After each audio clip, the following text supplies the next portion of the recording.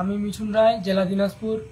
আজকের answer battalion মাঠে আমি ধাপে ধাপে সব জায়গায় উত্তীর্ণ হয়ে এবং লিখিত পরীক্ষা, ভাইভা পরীক্ষা দিয়ে চাকরিটি পেয়েছি। আমি বাহিনীর একজন নিয়মিত খেলোয়াড়, উশু টিমের। বাহিনীর খেলোয়াড় হওয়া সত্ত্বেও আমাকে কোনো ধরনের সুযোগ সুবিধা দেওয়া হয়নি। আমার বাবা অনেক আগেই মারা গিয়েছে। আমার বাসায় আমার মা আছে।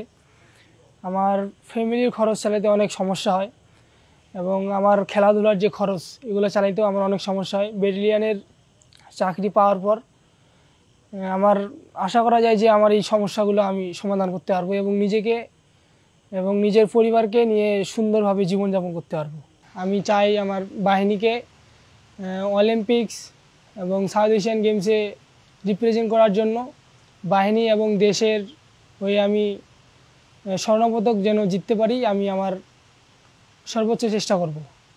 ধন্যবাদ জানাই বাহিনীর ডিজি স্যারকে এত সুন্দর একটি নিয়োগ প্রক্রিয়া আমাদের উপহার দেওয়ার জন্য, এবং আমি মহান সৃষ্টিকর্তাকে ধন্যবাদ জানাই এবং কৃতজ্ঞতা যে আমার ব্যাটালিয়নে চাকরিটা হয়েছে। আমার অনেক আগের স্বপ্ন ছিল যে আমি আনসার ব্যাটালিয়নে সিপাহী পদে যোগ দিব এবং সেটি আমি পূরণ করতে পেরেছি। আমি নিজেকে গর্বিত মনে করি।